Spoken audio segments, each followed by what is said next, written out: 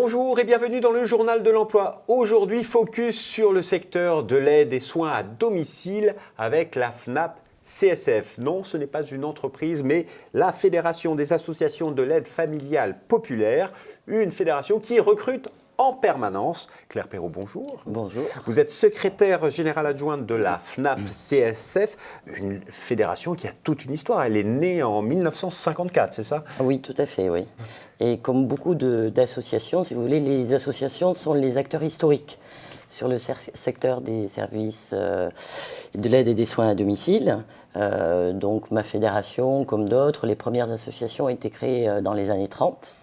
Et avec l'idée, si vous voulez, d'être solidaire. Et là, actuellement, la branche de l'aide à domicile, c'est 5000 associations, 220 000 salariés qui travaillent, si vous voulez, pour les Ça, c'est la globalité des différentes fédérations et associations. 4 fédérations. Voilà. Et si on revient juste sur la fédération, la vôtre, la FNAP, vous êtes présent partout en France, a priori? Nous, on n'est pas présent dans ces 45 associations, 150 services. On est présente pas tout à fait dans tout le territoire français et on embauche à peu près 5000 salariés.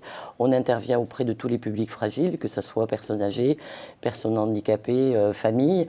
Et on a la particularité, à la différence des 3 autres fédérations de l'USB domicile, d'être affilié à un mouvement familial plus global qui, lui, a été créé en 1945, juste après-guerre, qui est la Confédération syndicale des familles et qui travaille sur le logement, la santé, les loisirs, ce qui fait que ça nous donne une approche très globale de la personne.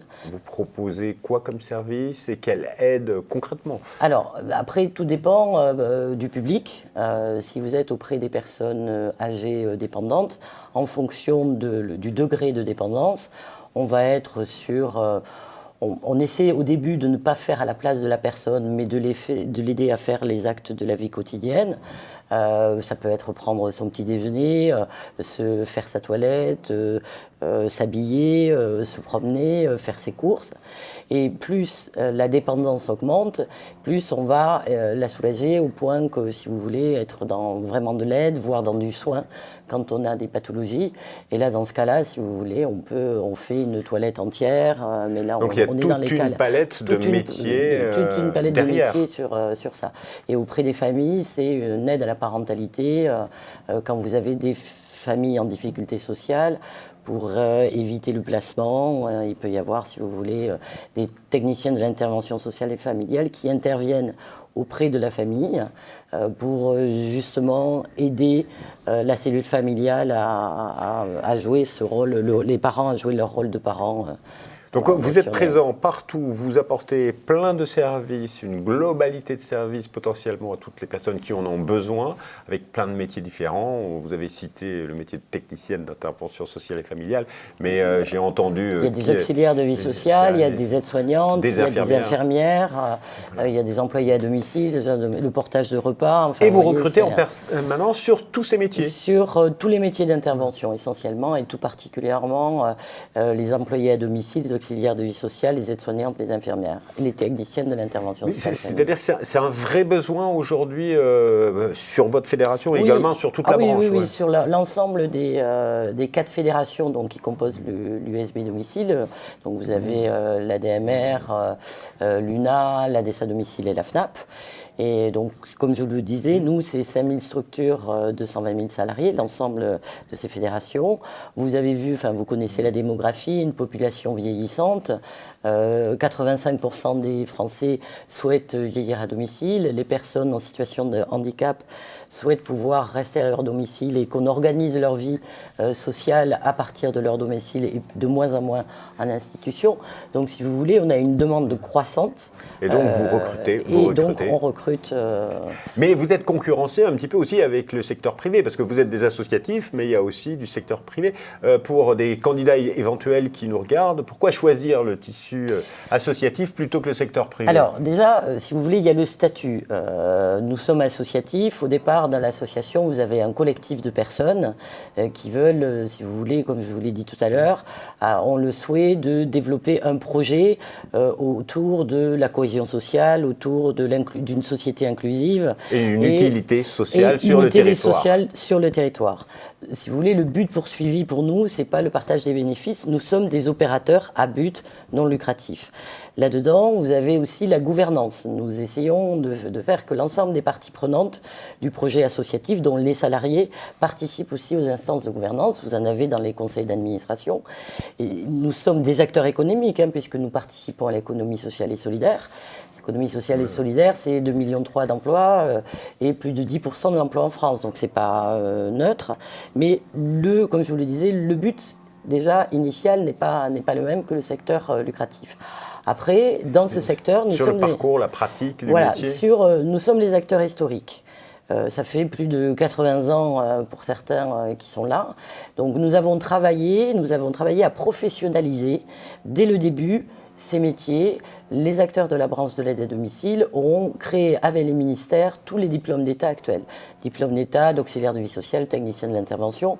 Nous participons à la révision aussi de ces métiers. Puis après, nous avons une convention collective étendue. Donc ça, c'est important parce que nous sommes les seuls dans ce secteur. Et à partir la branche associative a une convention collective, c'est très important. Tout à fait. Et dans ce cas-là, nous offrons, alors vous le savez, on est confronté dans ce secteur à certaines idées reçues. Souvent, on dit que les métiers sont précaires. Dans la branche de l'aide à domicile, donc des acteurs associatifs, 85% des salariés sont en CDI. Après, c'est des métiers qui sont... Vous avez bien entendu, 85% en CDI dans ce secteur. C'est des métiers non délocalisables. L'ensemble des structures de la branche couvre, là pour le coup, il y a un maillage territorial avec 5000 structures qui est très important. Nous, souvent, on dit aussi que c'est des métiers que tout le monde peut faire.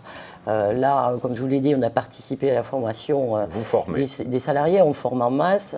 80 millions d'euros par an sont dédiés à la formation. On a un taux de formation supérieur au télégal. Et vous travaillez également en interne à des salariés qui sont diplômés, avec qui vous travaillez. Vous les formez permanence. Oui, on les forme en permanence. Alors, formation continue, si vous voulez. Donc, c'est des formations professionnalisantes s'ils ont déjà un diplôme. On les adapte à l'évolution des besoins des publics, qui forcément, c'est une adaptation, si vous voulez, au poste.